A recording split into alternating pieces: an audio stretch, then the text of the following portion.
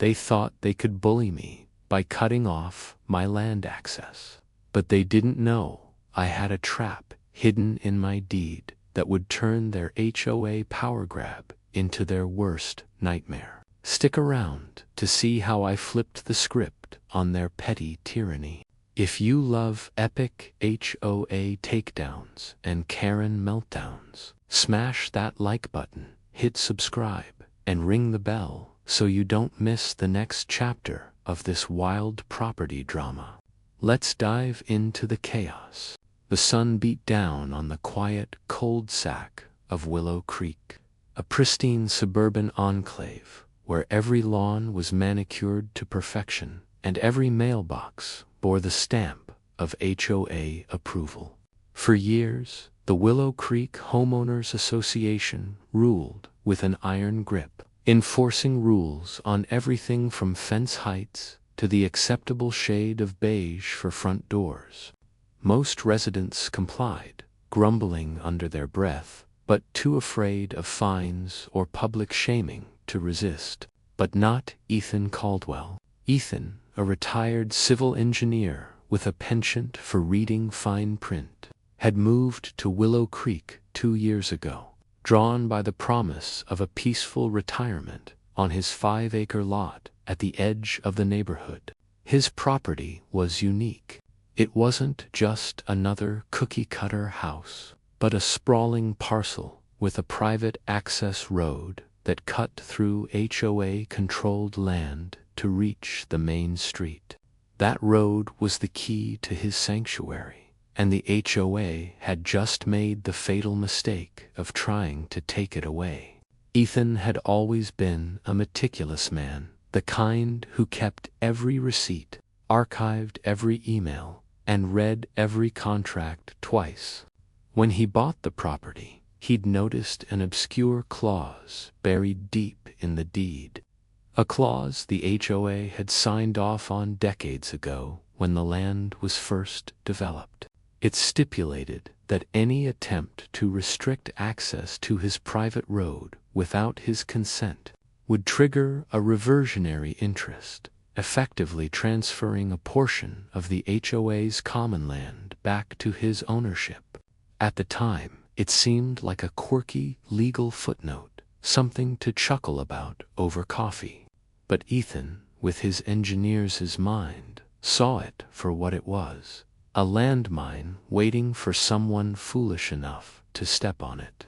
He'd kept that knowledge tucked away, never mentioning it to the HOA board during their monthly meetings or the endless stream of compliance letters they sent his way. The trouble began 6 months ago when the HOA, led by its president, Barbara Hensley, decided Ethan's private road was an eyesore. The gravel path, functional and unobtrusive, didn't meet their aesthetic standards. Barbara, a woman whose smile never reached her eyes, had a vision of transforming Willow Creek into a gated utopia, complete with paved roads, ornamental streetlights, and a grand entrance sign. Ethan's road winding through a corner of the HOA's common land didn't fit her plan. Without consulting him, the board voted to block the road's entrance with a decorative gate and reroute all traffic through a new HOA-controlled access point. They sent Ethan a curt letter informing him of the change, citing community standards and property value enhancement. The gate went up overnight, a gaudy, wrought iron monstrosity that cut Ethan off from his own land. He could no longer drive to his house without passing through the HOA's new checkpoint, where a security guard demanded his ID and logged his comings and goings. Ethan's blood boiled, but he didn't storm into the next HOA meeting with a pitchfork. Instead, he went to his study, pulled out his copy of the deed, and reread the clause. A slow smile spread across his face. The HOA had just triggered the trap they'd unknowingly signed decades ago. He spent weeks preparing, consulting a lawyer friend who confirmed the clause was airtight. The reversionary interest was clear.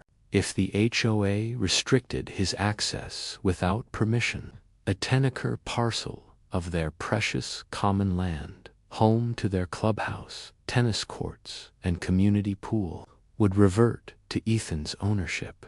He didn't act immediately. He let the HOA dig their hole deeper, documenting every violation, every smug letter. Every time Barbara Hensley's voice dripped with condescension at meetings, they thought they'd won, that Ethan was just another resident who'd bend under their rules. They were wrong. By the time the next HOA meeting rolled around, Ethan had his plan in place. He arrived early, dressed in his usual flannel shirt and jeans, carrying a manila folder stuffed with papers. The board members perched at their long table like a council of petty monarchs barely acknowledged him. Barbara, in her signature pastel blazer, droned on about new landscaping initiatives, while residents nodded obediently. Ethan sat in the back, silent, his folder unopened on his lap. He didn't need to speak yet. The HOA was about to learn the cost of their arrogance, and Ethan was content to let them savor their false victory a little longer.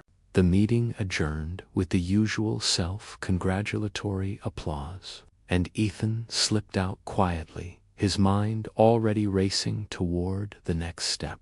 The trap was set, and the HOA was walking straight into it. Ethan spent the next month gathering evidence. He photographed the gate blocking his road, recorded timestamps of his attempts to access his property, and saved every email from the HOA dismissing his complaints. His lawyer, a sharp-witted woman named Clara, helped him draft a formal notice invoking the reversionary clause. The notice was a masterpiece of legal precision, citing the exact deed, provision, and demanding the immediate removal of the gate. If the HOA failed to comply within 30 days, the 10-acre parcel would legally transfer to Ethan's ownership. He sent the notice certified mail, ensuring Barbara and the board couldn't claim ignorance. The response came quickly, a snarky letter from the HOA's attorney, a man named Gerald, who seemed to think Ethan was bluffing. Gerald's letter called the clause outdated and unenforceable, threatening legal action if Ethan pursued it. Ethan read the letter and chuckled. Gerald clearly hadn't done his homework. The 30-day deadline approached, and the HOA showed no signs of backing down. Barbara rallied the neighborhood, spinning a tale of Ethan as a rogue homeowner trying to undermine their community. She organized a petition to protect Willow Creek's values, convincing residents that Ethan's resistance was a threat to their property values. Most didn't question her. They signed without reading the fine print, just as the HOA had done years ago.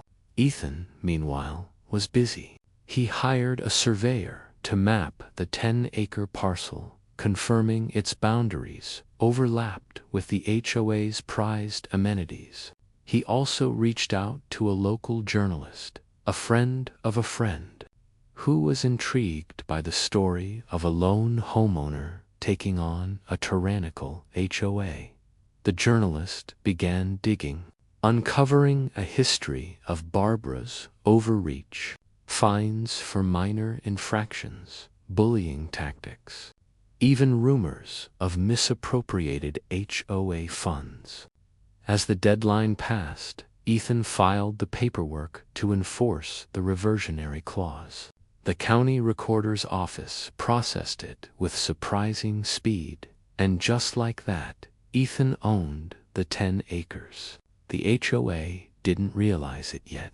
They were too busy planning their annual summer barbecue on the very land they'd just lost. Ethan didn't gloat. He didn't need to. The real fireworks were coming, and he had a front row seat. The HOA's next move would determine whether they'd double down on their mistake or start scrambling to save face. Either way, Ethan was ready. The news hit Willow Creek like a thunderbolt. The county's public records update showed Ethan as the new owner of the 10-acre parcel. And the journalist article dropped the same week, painting Barbara and the HOA as power-hungry bullies who'd overstepped one time too many. Residents began whispering, then arguing at mailboxes and over backyard fences. The clubhouse, the pool, the tennis courts, gone.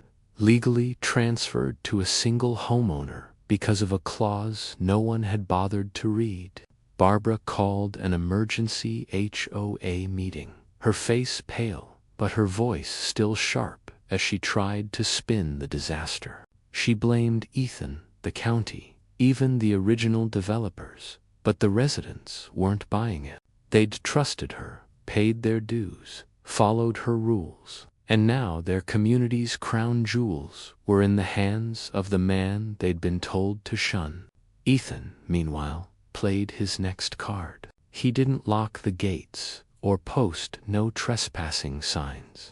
Instead, he sent a letter to every resident offering to lease the 10 acres back to the HOA for a nominal fee on one condition.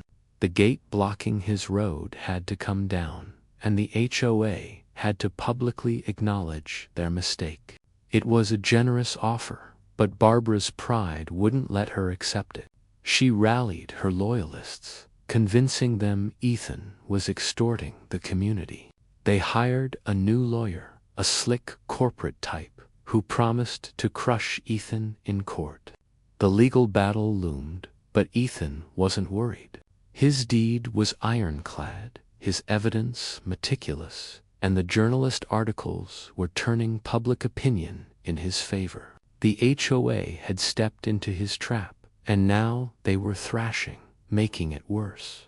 The summer barbecue was canceled, the pool sat empty, and Willow Creek's perfect facade was crumbling. Ethan sat on his porch, watching the chaos unfold, knowing the final chapter was still to come.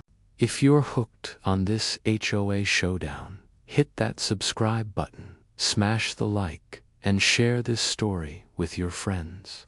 Stay tuned for the final chapter to see how Ethan's trap brings the HOA to its knees. You won't want to miss it.